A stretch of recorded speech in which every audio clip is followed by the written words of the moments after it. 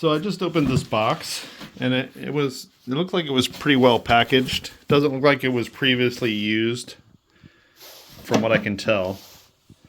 I'm gonna lift this out of the box. Oh, by the way, I don't know if I mentioned it earlier, but this is Vevor brand.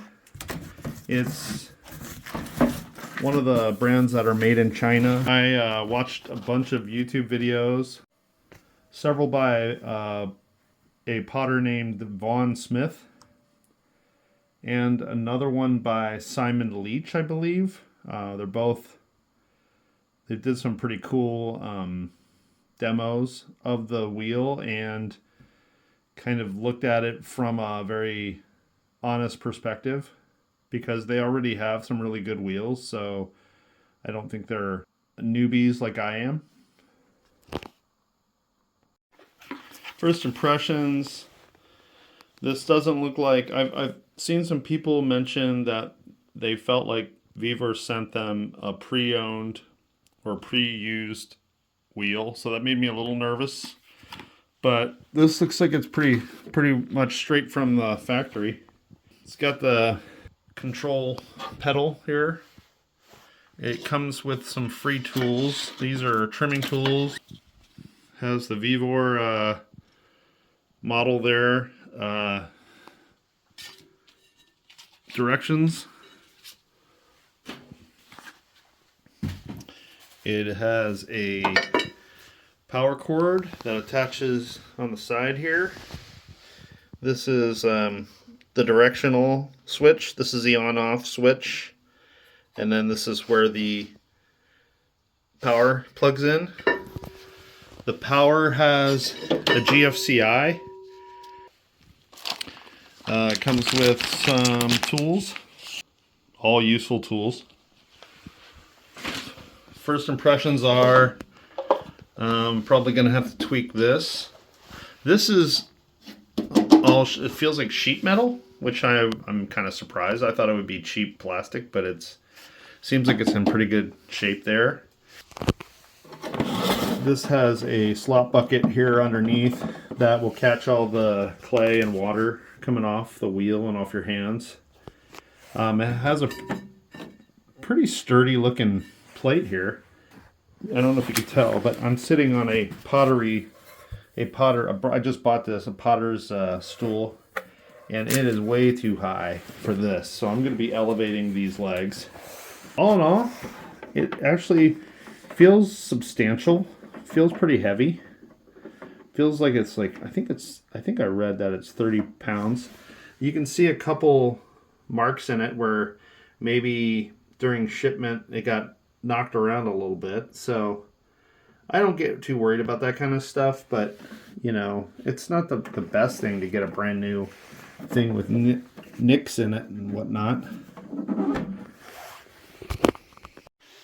I also want to point out that these legs are adjustable to some extent, so apparently you can raise this about 2 inches higher.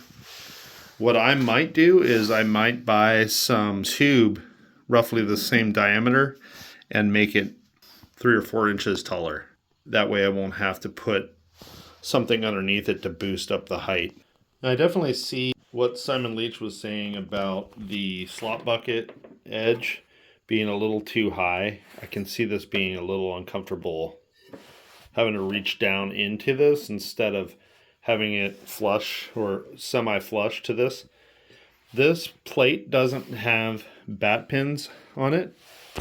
I bought some bat pins that I will be drilling holes into so I can add these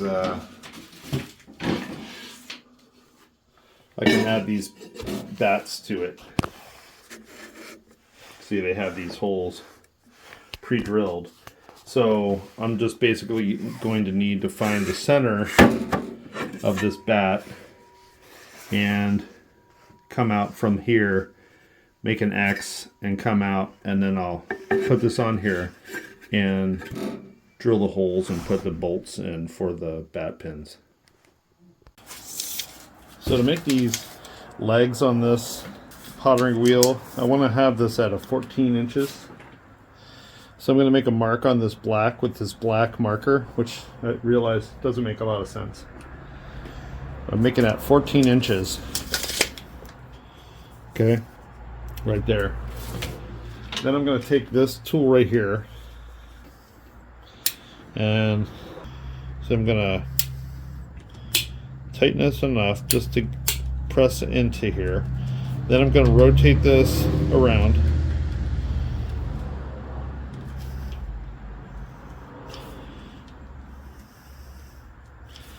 And then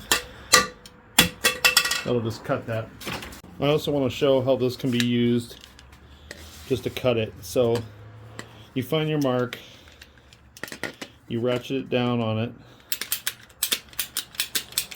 and then you just slowly cut through.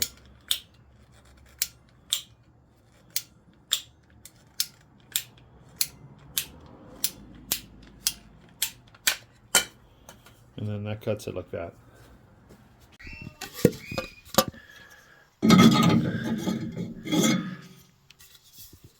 So you're going to take the rubber feet off these and push them onto this ABS plastic that we just cut. Then you're just going to push this up into here. And then we can just leave it be like that if you want for now and let gravity just do its thing. But we're going to do that on the other 2 feet here too, and then this should raise this up to about 19 inches, which will be about even with this stool, so you're not bending over so far. So those legs are off, then the new risers are in with the legs on the bottom. Feels pretty good. Definitely raises this up a lot more even with this stool that I'm sitting on.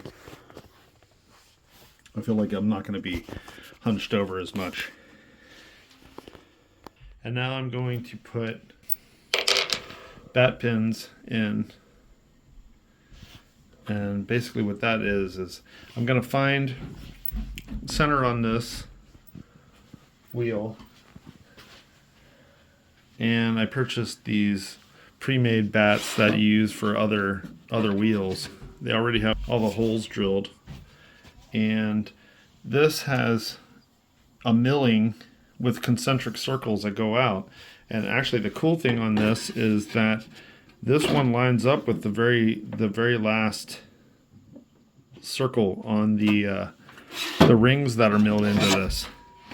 So I put this down and marked where the holes were with a Sharpie, and I'm gonna drill this out.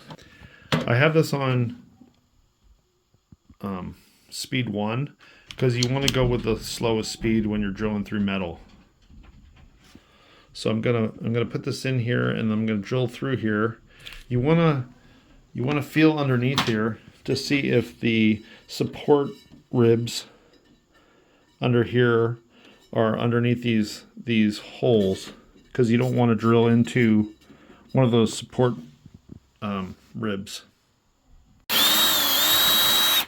So once you drill that out, get all the filings off, just push that through, put the wing nut under here, and then screw it down tight.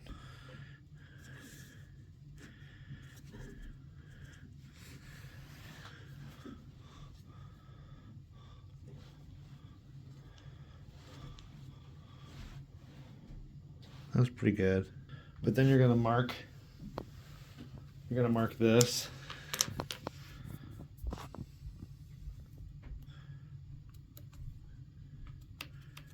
You want it centered fairly well. Then you're gonna drill that out.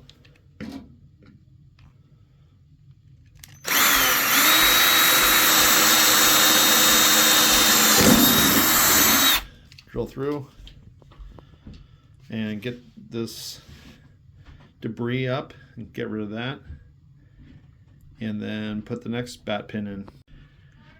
Just a heads up,